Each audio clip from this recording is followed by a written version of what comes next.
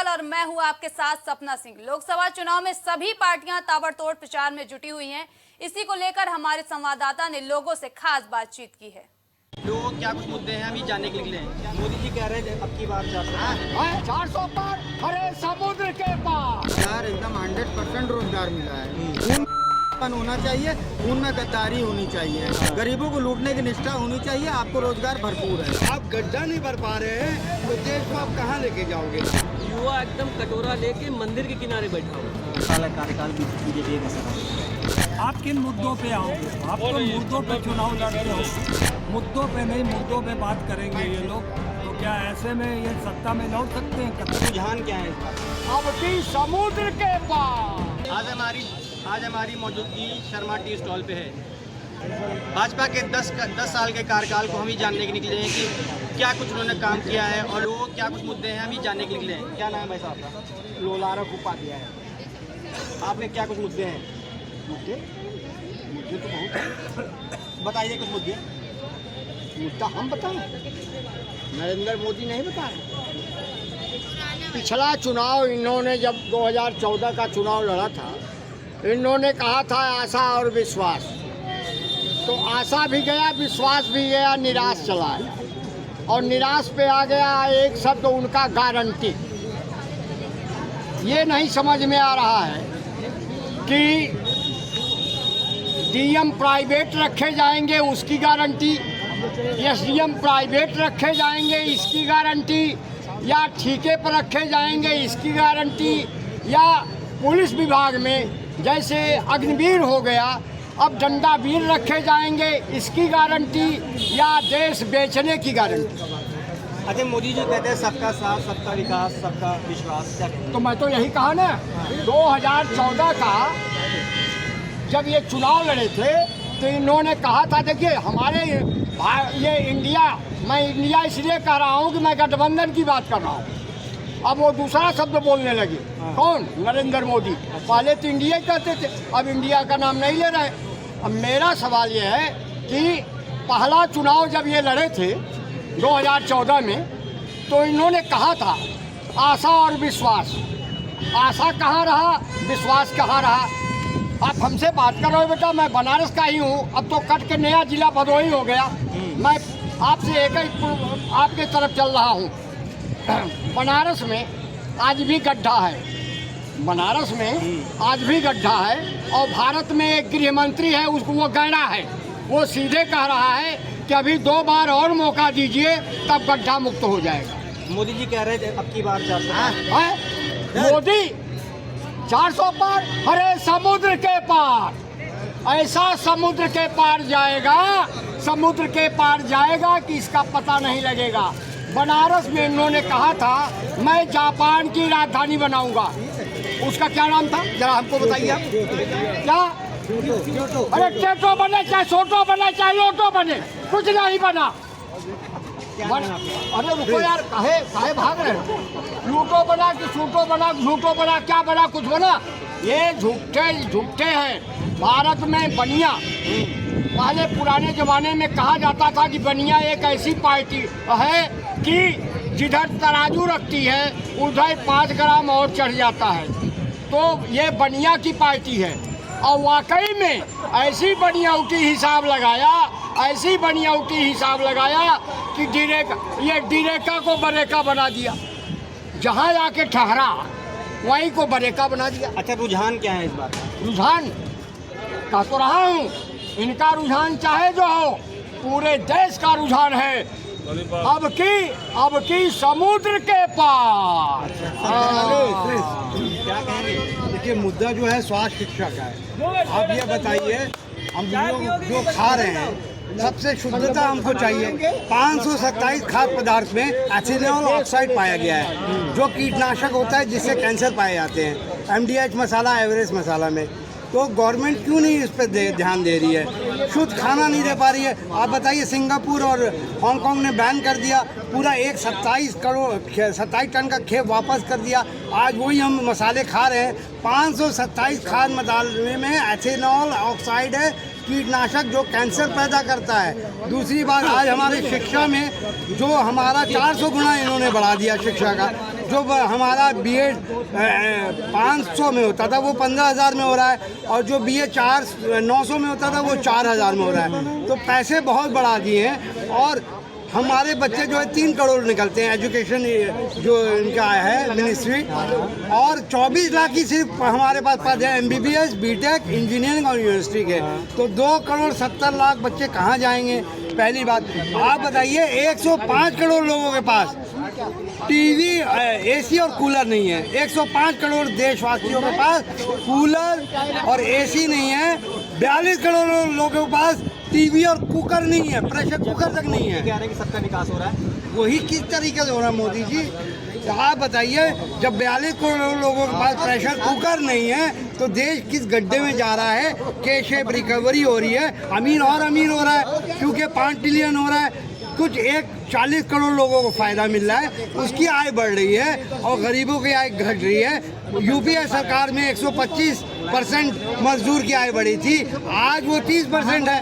तो ये जो के शेप रिकवरी है, गरीब गरीब और अमीर अमीर, ये एक मुद्दा है। और आप बताइए, गड्ढे से अब नितिन गडकरी ने खुद बताया, ministry of road and transport, उन्होंने बताया कि 13 से 17 के बीच 15,000 लोग गड्ढे में गिर के मर जा रहे हैं। यूपी में 1,000 लोग गड्ढे में गिर के मर जा रहे हैं। जो आप गड्ढा नहीं भर पा रहे हैं तो देश को आप कहाँ लेके जाओगे? तो यही मेन मुद्दा है। सरकार को इस पे ध्यान देना चाहिए, वरना देश गड्ढे में चले जाएगा। कर्ज बढ़ती जा रही है, 205 करोड़ कर्ज हो गया, 55 लाख करोड़ 14 प्रधानमंत्री ने लिया मोदी सरकार, आपने 173 लाख करोड़ लिया। काम क्या क्या? GST भी आप ले रहे हैं गरीबों से, GST 64% हम गरीबों से ले रहे हैं, 1,90,000 करोड़। एक्साइज ड्यूटी आपने 27 लाख करोड़ ले लिया। ये सब पैसा कहाँ जा रहा है, यही मैं पूछना चाहता हूँ। मेन मुद्दा यही सब होगा, धर्म मुद्दा नहीं होगा, स्वास्थ्य, शिक्षा, रोजगार मुद्दा होगा। 8 साल में 80 पेपर लीक हो रहे हैं, 1.5 करोड़ बच्चे प्रभावित हो रहे हैं। बच्चे को रोजगार नहीं है, रोजगार दीजिए, काम दीजिए। जय हिंद, जय भारत। मेरा नाम आदर्श चतुर्वेदी है। भाई, आप एक युवा हो, क्या आपका मुद्दे होंगे? मेरा मुद्दा जो है वो शिक्षा और स्वास्थ्य का होगा। और सबसे पहले तो मैं देश के जो जितने युवा वोटर हैं, बहाना बनाते हैं कि मैं यहाँ हूँ वहाँ हूँ, वोट देने नहीं जाते हैं, उनके लिए मैं कहना चाहूँगा कि वो पहले वोट दें, तब जाके अपने गवर्नमेंट से क्वेश्चन भी कर सकते हैं। पहले तो वोट दें जाके। और दूसरी चीज़, मैं एक मुद्दे को यहाँ पे नोटिस करना, मेंशन करना चाहूँगा कि जो आज गलगोटिया यूनिवर्सिटी का जो एक ट्रेंड चल रहा है कि गलगोटिया यूनिवर्सिटी जो है फर्जी यूनिवर्सिटी है, और वहाँ के बच्चों को समझ नहीं है मुद्दों के प्रति। मैं कहता हूँ गलगोटिया यूनिवर्सिटी तो एक छोटा सा नमूना है। आप 99.9% जितने प्राइवेट विश्वविद्यालय हैं, ठीक है, वहाँ जाइए और वहाँ के बच्चों से एक एक करके किसी को रैंडमली उठा लीजिए, और वहाँ पे आप एक सर्वे कर लो, ठीक है, आप इंटरव्यू कर लो। मैं कहता हूँ उससे भी कई गुना अधिक गवार, वही कहना, मतलब उस टाइप के जो है वैसे बच्चे मिलेंगे। जो हम लोग का बौद्धिक स्तर है, ठीक है, वो बहुत ही नीचे गया है। और प्राइवेट शिक्षा जो है वहाँ क्वालिटी ऑफ एजुकेशन जो है बहुत ही नीचे स्तर पे है। वो कहने को विश्वविद्यालय के नाम पे एक बिल्डिंग खड़ी कर दी गई है। मतलब आप ये कह रहे हैं मोटा मोटा कि जो प्राइवेट संस्थान है वो कहीं ना कहीं शिक्षा सही तरीके से नहीं दे पा रहे हैं, इस पे आप सरकार को घेरना चाह रहे हैं? बिल्कुल, हाँ। और सबसे बड़ी चीज़ है कि ये विश्वविद्यालय खुल गए हैं, और यहाँ की जो फीसेज है, जो जैसे हमने भी बीटेक की है, तो हमारा फीस था 1,25,000 रुपये, ठीक है, और पढ़ाई के नाम पे हमें कुछ भी नहीं मिला, ठीक है, डिग्री तो मिल ही जानी है अंत में। तो इसके लिए सरकार को जो एक फ़ी कैप लगाना चाहिए कि आप इतने से अधिक फ़ी नहीं ले सकते। अच्छा, आपका मतलब ये है कि शिक्षा को मूलतः आप ज़्यादा कितने तवज्जो दे रहे हैं। पर ये बताइए कि आप एक युवा हैं, आपको क्या रोज़गार से क्या कहना? रोजगार के स्तर पर तो हम रिपोर्ट्स वगैरह देख ही रहे हैं कि 83% के करीब शायद में एक। आपने अभी क्या किया है? हमने बीटेक करी है। बीटेक पूरा हो गया, प्लेसमेंट मिली वहाँ से? नहीं मिली। क्या कहें? प्लेसमेंट्स के लिए मतलब वो तो जैसे IT सेक्टर में रिसेशन चल रहा है, उसका भी एक कारण है, और स्किल भी एक कारण है कि बच्चे स्किल्ड नहीं है, तो पेपर निकाल नहीं पा रहे, इंटरव्यू निकाल ही नहीं पा रहे। अच्छा। तो वो भी एक कारण है, और रिसेशन भी एक कारण है। अच्छा। और मेरा चूँकि मैं ऐसा नहीं है कि मैं प्लेसमेंट के पीछे मैं चूँकि मेरा पर्पज कुछ और है, मैं सिविल वगैरह की तैयारी भी करना चाहता हूँ, मतलब कुछ मेरा अलग मन है, स्विच करने का मन है। अच्छा, ठीक। तो इसलिए मैं नहीं। क्या नाम है भाई आपका? आप रोजगार की बात कर रहे थे, तो रोजगार तो मोदी जी ने बोला था, एक जुमला दिया हुआ है कि 2 लाख नौकरियां 15 लाख रुपए। तो वही जुमले में भाई साहब हम लोग भी बीएड करे हुए हैं, LLB करे हुए हैं, और बताइए कोई रोजगार है? आप कहीं, आप पत्रकार महोदय साहब हैं, आप खुद देखिए कहीं रोजगार आपको दिखाई पड़ रहा है? युवा एकदम कटोरा लेके मंदिर के किनारे बैठा हुआ है, और योगी मोदी जी का कहना है कि गोरखपुर में हमने मंदिर बनवा दिया है युवाओं के लिए, आ जाओ बेटा कटोरा ले लो, वहाँ बैठ जाओ। अगर नौकरियाँ दी है तो राष्ट्रीय अध्यक्ष जी ने, माननीय अखिलेश यादव जी ने नौकरियाँ दी थी युवाओं के भी। अगर सोचिए कोई भी अब पुलिस वाले से कोई चपरासी पुल लिए तो माननीय राष्ट्रीय अध्यक्ष जी ने सबको नौकरियाँ दी। मोदी जी कह रहे हैं कि हम रोजगार दे रहे हैं। कहाँ रोजगार? तो बताया नहीं हमने, मंदिर उन्होंने बनवा दिया है, फैजाबाद वाला मंदिर बन गया, रोजगार मिला है, अयोध्या बन गया है। अब वहाँ पे उन्होंने युवाओं को मंदिर, मतलब कि युवाओं को नौकरियाँ दिलाने के लिए बता दिया है मोदी जी ने कि हम नौकरियाँ दिलवाएंगे। और जो रोजगार मिला है, जी हाँ, एकदम 100% मिला है। ये लोग बेवकूफ़ हैं, इन लोग को मालूम नहीं है। नहीं, इन लोग को मालूम नहीं है। रोजगार एकदम 100% रोजगार मिला है, लेकिन ये लोग करना नहीं चाहते हैं। आप पार्टी में जाइए, झंडा लेके दौड़िए, आपको 200 रुपये मिलेगा, समझे आप राशन की लाइन में लगिए, आप ब्लैक करो राशन को, आपको रोजगार मिलेगा। आप यहाँ ट्रामा सेंटर चलो मेरे साथ में, यहीं ट्रामा सेंटर गांधी वार्ड में चलो आप मेरे साथ में, कल की बात है। अगर आपको लंबी लाइन लग रही है तो आप 200 रुपये दीजिए वहाँ दलाल को, आपका ब्लड सैंपल जमा हो जाएगा, उनको रोजगार मिला है। तो रोजगार की कमी नहीं है, लेकिन सिर्फ खून होना चाहिए, खून में गद्दारी होनी चाहिए देश के प्रति और लोगों के प्रति। गरीबों को लूटने की निष्ठा होनी चाहिए। आपको रोजगार भरपूर है। अच्छा, 10 साल का कार्यकाल जो बीजेपी का रहा था, वो कैसा लगता है? एकदम वेलकम है मेरा भाई। अच्छा कार्यकाल बताइए, कहेंगे आप? वेलकम कहेंगे ना, वेलकम कह रहे हैं। कितना अच्छा रोजगार है कि मेरे भाई, हिंदू को मुसलमान से अलग कर दिया, मुसलमान को हिंदू से अलग कर दिया। जो हमारे मित्र रहे बचपन में, वो आज हिंदू मुस्लिम की बात हमसे करते हैं। ये तो बाबा साहब भीम अम्बेडकर का क्या कहते हैं, संविधान मिटाने पे तुले हैं। ये कहते हैं दोबारा सरकार आएगी तो हम संविधान खत्म कर देंगे। संविधान खत्म करके क्या लाएंगे? मनुवाद लाएंगे। मनुवाद में यही होगा कि क्या कहते हैं, जो 4 स्तर हैं, 4 स्तर के तरह से काम होगा। विकास की बात कर लीजिए मेरे भाई, ये बताइए क्या विकास हुआ? आप, अरे 1 मिनट, क्या विकास हुआ आप बताइए? आप पत्रकार हैं, आप सर्वे करते हैं, विकास एक विकास आप बता दीजिए, कोई एक विकास बता दीजिए। हम डिसएडवांटेज गिना देंगे कि इनके आने से क्या हुआ। देखिए 2047 से पे कमीशन चालू हुआ था। 2047 से जब देश आज़ाद हुआ था, उसके बाद जो भी सेना में भर्ती हुए और जो सरकारी हुए 50%, ठीक है, 50% दिए बढ़ा। मतलब 2047 से पे कमीशन की बात कर रहा हूँ। उसके बाद बढ़ा आपका क्या कहते हैं 64 में बढ़ा आपका 50%, 73 में बढ़ा आपका 25%। 73 में क्यों 25% बढ़ा? क्योंकि उस समय इमरजेंसी लग गई थी। 75 में हर 10 साल में, 15 साल में डीए बढ़ता था, यानी पे कमीशन बढ़ता था। 2016 में इन्होंने कितना दिया आपको मालूम है? 16%। उसके बाद 2004 में जो इनका था कि पूर्व ओपीएस का मसला तो आप भी जान रहे होंगे, इन्होंने पेंशन खत्म कर दी। खुद की पेंशन ले रहे हैं सब बैठ के, लेकिन जो 60 साल देश की सेवा कर रहा है उसकी पेंशन खत्म कर दी इन्होंने, ठीक है। उसके बाद इस देश में इतनी लूट मार हो गई इस समय कि वो खुद कहते हैं मोदी साहब कि अगर कांग्रेस सरकार आई तो आपके गले का मंगलसूत्र छीन जाएगा। मतलब इतनी लूट मार हो गई है, ये दावा कर रहे हैं ना इस चीज़ का कि गले से मंगलसूत्र छीन रहा है। एक तरफ क्या गृह मंत्री दावा करते हैं कि आप रात में भी निकलो आपके साथ कोई अत्याचार नहीं होगा और औरतें गहना पहने के निकल रही हैं। तो किस तरह की ये सरकार है? दोगली सरकार वाली बात है, दोगली नीति है। इन्होंने दिया क्या है? अभी 5 महीने पहले कांग्रेस का चुनाव हारी है राजस्थान में। क्या मैनिफेस्टो था इनका? इनका मैनिफेस्टो क्या था बीजेपी का? क्या हम MSP की पूरी तरह गारंटी ले रहे हैं, ठीक है, और कर्जा मुक्त किसान हो जाएगा। राजस्थान की बात कर रहा हूँ सिर्फ, है, जितने कर्जे हैं सारे मुक्त हो जाएंगे। 500 रुपये का सिलेंडर मिलेगा। आयुष्मान को जो आयुष्मान कार्ड है उसकी कीमतें बढ़ाई जाएंगी। वहाँ क्या कहते हैं चिरंजीवी 25 लाख का चल रहा था, ये आयुष्मान दे रहे हैं यहाँ 5 लाख का। क्या इन चारों में से एक भी काम हुआ? 500 रुपये का सिलेंडर मिल रहा है वहाँ पे। 5 महीना पुरानी बात है ना। सरकार ने रोजगार नहीं दिया है। सरकार के नाम, रोजगार के नाम पे सरकार ने दिया है रोजगार ना। झंडा उठाओ, झंडा उठाओ, रैली में चलो, राम मंदिर चलो, जय श्री राम का नारा लगाओ। इसका रोजगार मिल रहा है तुम्हें। 200-300 रुपए तुम्हें हर झंडा उठाने के लिए मिलेगा।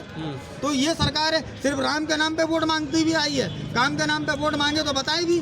आप देखो उस तरह जनता को झांसे में लो जैसे पहले लिया था। 2014 में 2 करोड़ नौकरी, 15 लाख रुपए काला धन है, लोकपाल बिल, ये सब। उसके बाद जो लिया राम मंदिर, फलाना मंदिर, यह मस्जिद, वो मस्जिद, ये सब करके आपने पुलवामा अटैक इन्होंने करवाया, एयर स्ट्राइक कराई। बाद में 3 दिन बाद सत्यपाल मलिक ने पोल खोल दी धर के। क्या हुआ उसमें? सत्यपाल मलिक को निष्कासित कर दिया गया। वो तो मीडिया के सामने आके खुल के बोले हैं ना, अगर दम थी तो उनको क्या कहते हैं अरेस्ट करवा देते। कोई भी बच्ची आदमी अगर बोलता है तो सीधे EDI CBI की उनके ऊपर रेड चल जाती है। ये डराने का काम करते हैं। अजीत पवार के ऊपर ED CBI की रेड चलने जा रही थी। 1 हफ्ता पहले मोदी जी ने बोला था कि अगर ये क्या कहते हैं इनके ऊपर कार्रवाई सिद्ध हुई तो ये जेल में चक्की पीसिंग 7,500 करोड़ का घोटाला। बाद में क्या हुआ? 100 महिलाओं का बलात्कार का चला गया। भरोसा हमको नहीं करना है, फिलहाल भरोसा जनता को करना है। क्या कहेंगे किस विषय? 10 साल का कार्यकाल बीजेपी का सर आपको मिला क्या? शिक्षा, रोजगार, स्वास्थ्य, नौकरियां, महंगाई, सुरक्षा कुछ मिली? तो आप बता दीजिए। आप ही तो आखिर जनता के हिस्सा ही है ना। पटकाटा करते हैं मगर है तो देश का अंश ही ना। आप ही जनता में ही है। शिक्षा, रोजगार, स्वास्थ्य, नौकरियां, महंगाई, शिक्षा तो मिली नहीं।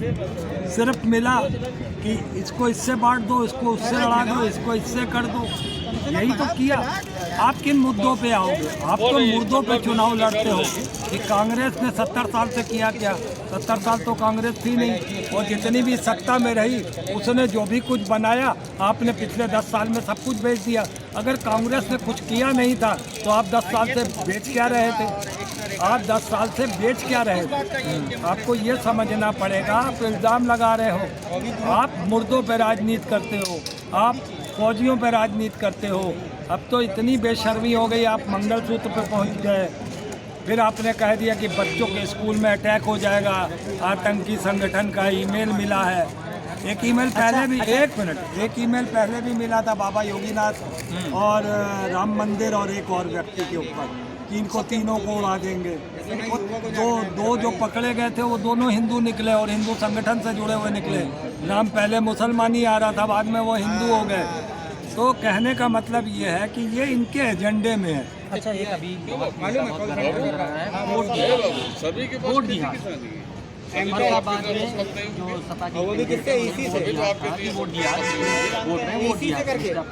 जब जिहाद कामयाब नहीं तो वोट जिहाद काम नहीं तो कुछ नया बता तो रहे। ये हर मुमकिन कोशिश कर रहे थे। ये सपा के कैंडिडेट मतलब वो अगर वो भी कहते हैं तो क्या है? अगर ये जिहाद है तो जिहाद का मतलब कहीं से गलत नहीं है। जिहाद अगर देश में बदलाव लाने के लिए कोई राजनीतिक बदलाव है तो वो जिहाद भी ठीक है। जिहाद का मायने सिर्फ गलत ही नहीं है। जिहाद किसके लिए होता है, क्या होता है, ये आप अच्छी तरीके से समझते हैं। तो वो भी कहने में बुराई नहीं है। मगर अगर ये लोग कहते हैं कि लव जिहाद है या वोट जिहाद है तो इनकी सोच में अलग चीज़ है। वो बात इनकी सोच दूसरे मायनों में होती है। अगर अखिलेश के सापा ने कही है तो इसकी सोच मैं सिर्फ सिंपल सी वे में कह दूँ कि ये तो देश हित में है। आप चाहे उसे वोट जिहाद कह लें या वोट बदलाव कह लें, बात एक ही। तो हमने तमाम लोगों से बात की जिन्होंने अपनी अपनी राय प्राइम टीवी के लिए एक बच्चे का ले लो।